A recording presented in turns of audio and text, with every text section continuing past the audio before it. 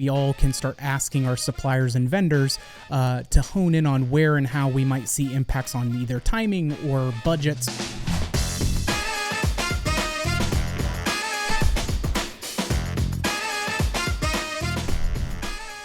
Hi, I'm Russ, and this is the Memory Makers Podcast, the show that helps you create amazing customer experiences and make more memories.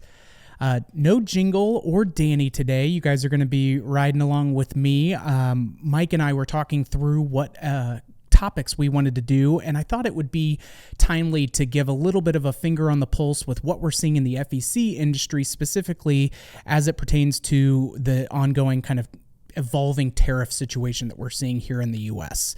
And what I thought we'd do is take a look at, hey, what are some of the impacts that we're seeing right now? What are some of the eventual impacts that we expect to see depending on how things shake out? And then what are some good questions and ways that we can, you as operators and we all can start asking our suppliers and vendors to hone in on where and how we might see impacts on either timing or budgets being impacted by all of this. So, obviously right now, and as we're recording this, and it's a fluid landscape, so always check your local listings. But what we're starting to see, at least on the creative work side, is a little bit of that kind of hedged conversation where it's, well, as of 1:58 p.m. on April 27th, this is what we have, but it's subject to change as the initial pause that was put on the tariffs for 90 days, as that comes back around, we'll see if there are additional delays and what have you. So it's obviously something that many operators are seeing, especially those that are developing either expansions or renovations or building new locations. They're going to see this a lot more across the board. But even folks that are adding individual attractions or components to their facility and may be seeing things just depending on what's coming from where. And, if you're going with a US based company, how much of their stuff is actually manufactured in the US, how much of their raw goods are coming from the US versus key electronic components, and whether or not those are subject to tariffs, right? There are going to be some exemptions, but it's going to be a very fluid situation. Over the next few months as we really see more of that settle as we go through. But what I wanted to start with is some of the impact that we're seeing now, and I've broken this down into 3 different camps. So we have some projects where, hey, we're far enough down the finish line, we're through permitting, and it's starting construction and doing those things. Projects like that are past the tipping point, so to speak, are trying to, increase their turnaround time on what the construction is, just to make sure that they're securing or maintaining previous tariff pricing in order to make sure that they're not going to see a scary balloon or something else come into the mix. And what we're also then seeing are projects that are maybe in the mid stage of development, may be looking at evaluating the overall size and scope of projects. And so, hey, if we're in the early stages, we're starting to put together our plan sets, but we're starting to get word from different suppliers and manufacturers or general contractors, hey, we're getting word that this is the impact that we're going to see on cost of raw materials and availability. Some of that is going to be subject, I think, to massaging based on what we've seen, whether it's Facebook operator groups or talking with clients directly. Some of that where, hey, if we're building a 70,000 square foot facility initially, do we look at shrinking that down to a 55,000 square foot facility or bring some of that stuff in so that way we can offset some of the cost increases through just the sheer value engineering of the scope and scale of that project. And then other projects that are in the early stages, maybe concept development and things, are really going to be looking at evaluating their projects, making sure that the attractions mixes and things that they're selecting are going to be more US based and not as subject to some of the kind of ebb and flow. Now, these are generalities because, again, all situations are different. Every supplier and vendor are going to be different and have a different mix of, hey, these things we get and we make in-house, these things we source from U.S. companies, these things we source from international, just because it's still cheaper with tariffs by the time all is said and done to get those in and going. And so with those 3 kind of developments, we also are seeing, hey, what is this impact as far as just current existing products. We have, whether you're looking to add to things like your arcade, some of those that are very heavy in electronic components that are sourced internationally are going to be subject to a higher price point on those critical components, and they could see things going up anywhere from kind of 10 to 20% on end goods with the way that the tariffs are impacting currently and where they expect them to be. I think a lot of the FEC vendors and partners that we've talked to are really trying to, any verbiage that we're putting into contracts that are regarding to tariff costs. Hey, this is what this is at this time. It's subject to change. However, if it's something, as we work on other sourcing and other materials, if it's not applicable to your project at the time of import, great. We're not going to pass that cost on and go with that route. From product availability, because I've had a number of customers that I've been talking to on the phone that have asked, like, well, is this going to be like a supply chain issue like we saw post-COVID? And the answer on that, I think, is supply chain is remaining relatively stable. The one thing that is having an impact is that some folks are trying to kind of pick and choose when they're importing and trying to get, certain inventories built up so that way they have enough or are using up existing inventories. So what I would say is for folks in the recent window of looking to make some of these choices, having a little bit better sense of urgency is going to work in your favor, because with the pause being in place and with certain things not being as escalated as they might eventually be, and with suppliers having more inventory on hand, they're going to be able to maintain much more similar pricing than what they were seeing prior to this. The interesting side, it's not just a finished goods piece, but also just the labor and construction market, right? So if we're building a new facility or if we're doing a renovation, what does that do to the construction labor availability and the raw goods and things that are used for those kinds of pieces? Labor construction is going to go through a little bit of ebb and flow, which is ironic because it always goes through a little bit of ebb and flow, but where as you have certain projects that are, hey, we got to put our foot in the gas and we want to be aggressive and get through this quickly, so that way we're minimizing our exposure to financial pass-through costs. That's going to create a little bit of a supply and demand juggling through general contractors and others, just because the demand within that short window may be potentially going up.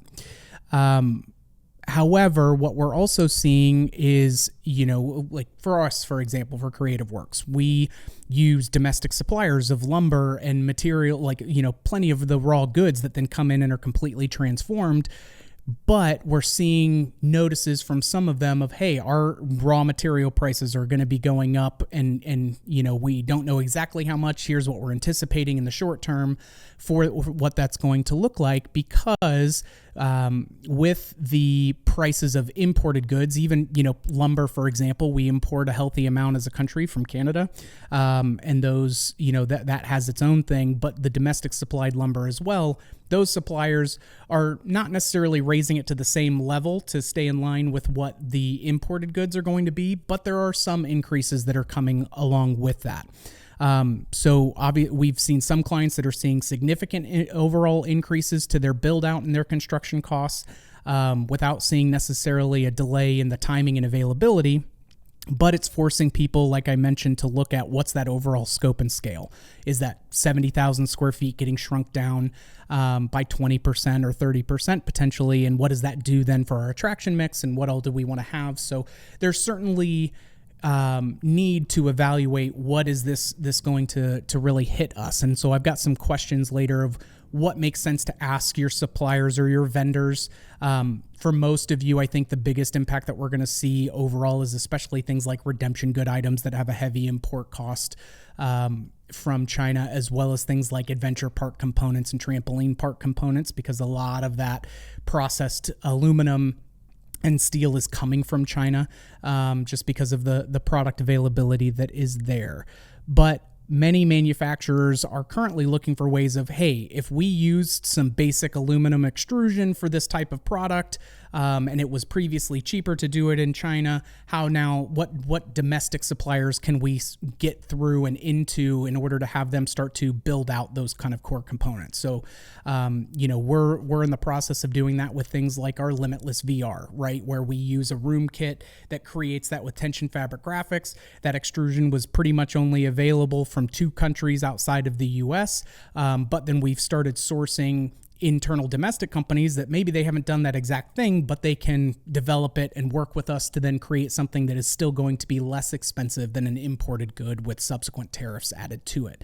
And so that's where we're really going to see probably the next 2 or 3 months really get the biggest impact in preventative maintenance, so to speak, or trying to get out ahead of these types of elements. Is even folks like ourselves, what things are we sourcing internationally that we can shift to domestic? What's that kind of ramp up and build out time look like?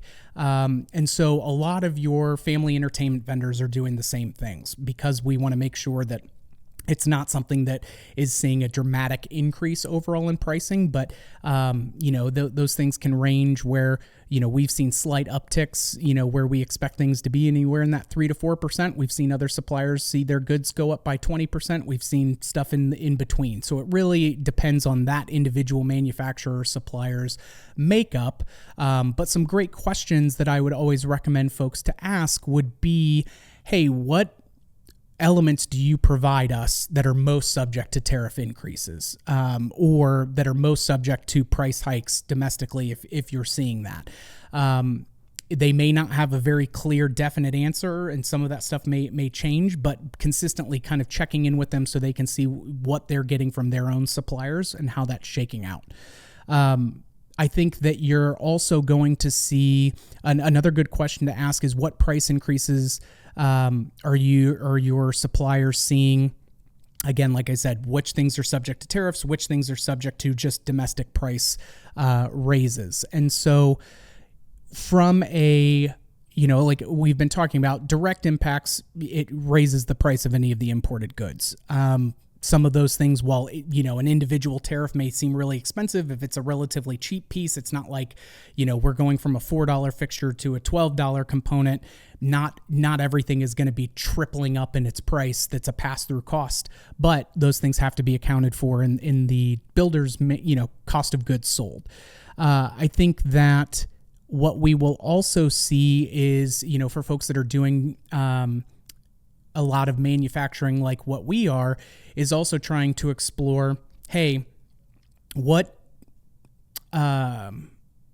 exemptions do we qualify for? Because yes, while we're importing this piece, it's not just like we're taking that and moving it directly into a client's location. We're actually doing significant changes to what this is. And so there will even be some availability for that, where you can file for certain exemptions on components, knowing, hey, we're importing this thing, but that is not what the finished product is that we're passing through, right? We're not importing 50 crates of t-shirts and then just reselling those and seeing all of that go from that direction.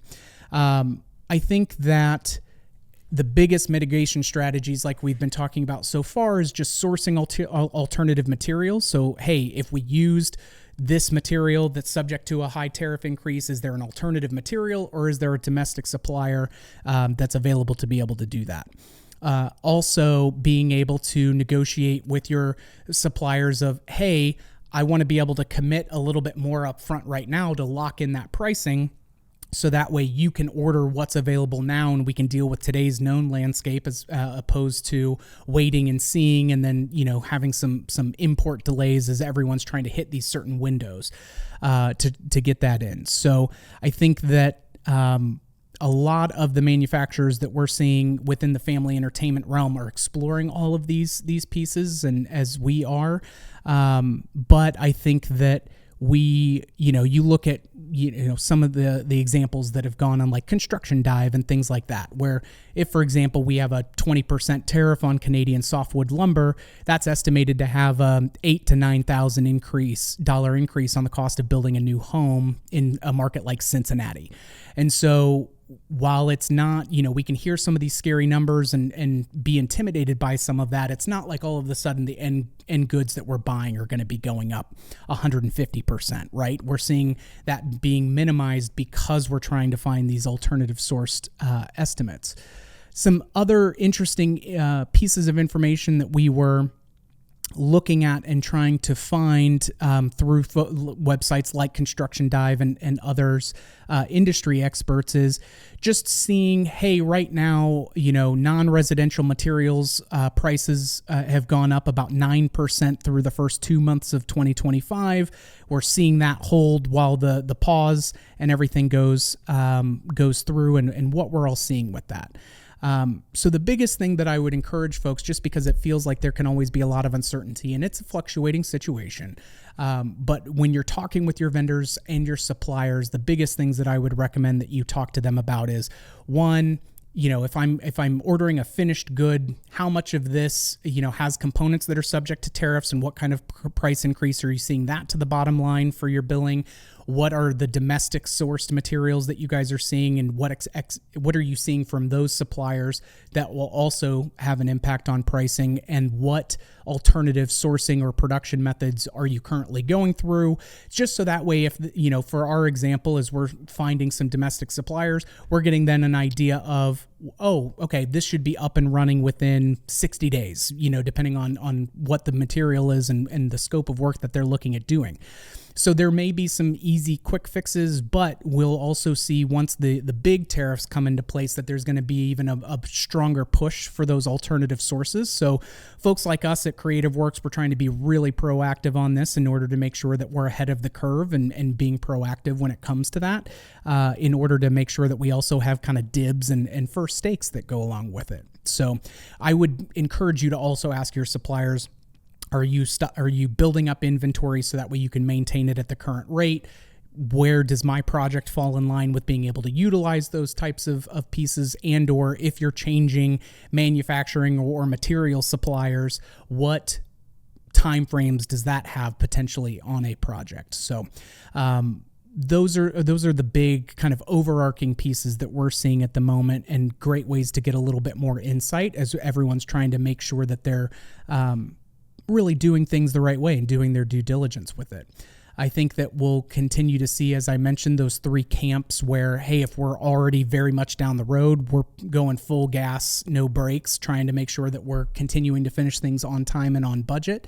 And then other folks, what I would also encourage is you may start looking at the individual attractions mix, and it may cause some shifts of, hey, do we do as much of this attraction, which is going to be more subject to cost import costs? Maybe if it's the right thing for us to do and it's going to be one of our anchor elements, or do we work at shifting that down and increasing the footprint of something else that isn't as subject to potential construction delays or just general cost increases? So a little bit of a short and sweet update for you guys this week. We just wanted to make sure that we were keeping our finger on the pulse and sharing with you what we're seeing in the landscape these days, and we'll continue to share more updates as we see more significant changes taking place. But if you have any questions, please feel free to reach out. We'll be more than happy to give you our insights and what we're seeing, as well as getting you connected with additional suppliers or vendors or whatever you need. If it's in our Rolodex, we're always happy to share that with you. So with all of that, that's going to be where we wrap up for this week. Like I said, short and sweet, but we've got more awesome content coming your way through the weekly episodes. So be sure to come back in and hear more valuable insights from us and others as we dive into that. If you liked what you heard today, please give us a review and don't forget to subscribe. We always appreciate that 5 stars. And if you have any ideas for future episodes, be sure to hit us up on social media and we'll be getting that into the agenda for sure. And as always, big shout out to Mikey Mike on the 1s and 2s, working that Ultranet for us. And thank you all for joining us, and we'll catch you on the next one, Troublemakers.